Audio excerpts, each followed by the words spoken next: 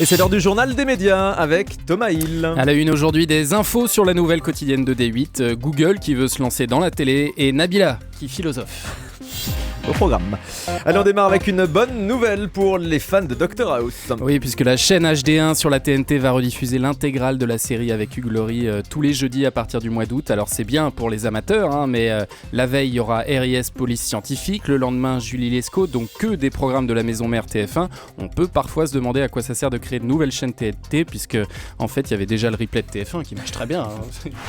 Des crétins arrivent sur France 3. Oui, c'est pas de la télé-réalité mais de l'animation avec des lapins. Les Lapins Crétins, célèbre jeu vidéo créé en 2006 par des Français, oui monsieur, qui s'est vendu à plus de 14 millions d'exemplaires dans le monde. Il y a donc un très gros potentiel pour cette adaptation en dessin animé. Dans les premières images qu'on peut voir, on peut voir des lapins transformer des poules en pistolets, leurs œufs étant les munitions, tout ça avec des ralentis façon Matrix. En tout cas, il y a de fortes chances que ça plaise beaucoup aux enfants.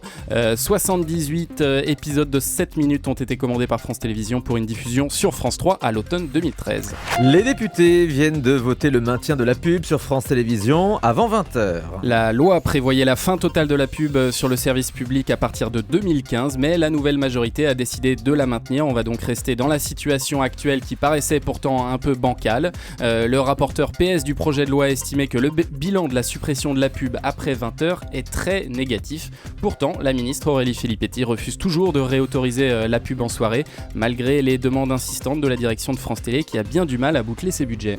Cyril Hanouna nous en dit un peu plus sur la nouvelle quotidienne qu'il produira à la rentrée sur D8. Oui, une émission qui viendra remplacer ce bon vieux MacGyver entre 17h et 18h30 à la rentrée. Il explique à TV Mag que ce ne sera pas une émission people, ce sera plus large que ça. Le principe sera de se demander si telle ou telle chose va marcher. Cyril Hanouna donne quelques exemples. Le concert de Johnny, est-ce que ça marche? Les chats sur internet, est-ce que ça marche? Nabila, est-ce que ça marche? Bref, vous l'aurez compris, le titre de l'émission pour l'instant est Est-ce que ça marche?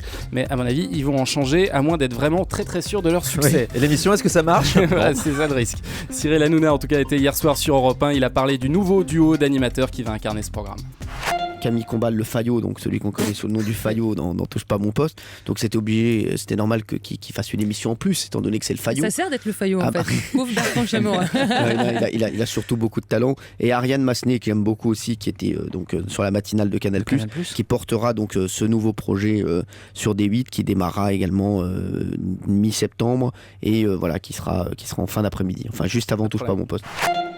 Voilà, Cyril Hanouna hier sur Europe 1. Quelle est la série la plus rentable pour les chaînes européennes? Voilà la question que s'est posée un cabinet de recherche britannique. Et la réponse est NCIS Enquête Spéciale, suivie des experts et des experts Miami. Ce sont les séries qui génèrent donc le plus de revenus publicitaires en Europe. Sur les 10 premières séries de ce classement, 9 sont américaines. La seule exception est allemande. Il s'agit de Sturm der Liebe.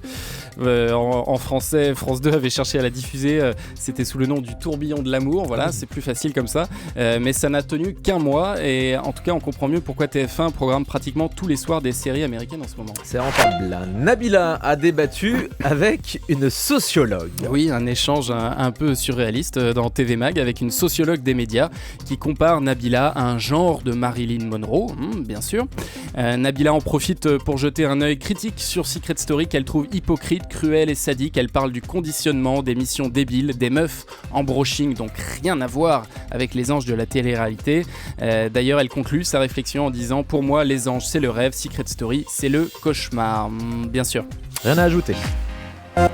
On termine avec le chiffre du jour. 7 milliards, YouTube a comptabilisé ses vidéos de K-pop en un an. La K-pop, c'est la pop coréenne qui cartonne depuis la sortie du tube planétaire Gangnam Style il y a pile un an.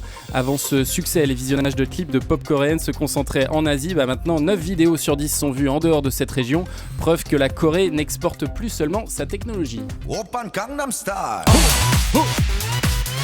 Oh non, pitié. Christine, chorégraphie. Non, pitié. La danse du cheval. Ah, pas mal. Vous faites bien la danse du cheval aussi, Thomas Hill. Voilà donc la K-pop, ce phénomène mondial incarné par Psy évidemment et ce Gangnam Style. On va s'arrêter là s'il vous plaît. Merci beaucoup. Merci Thomas, à demain.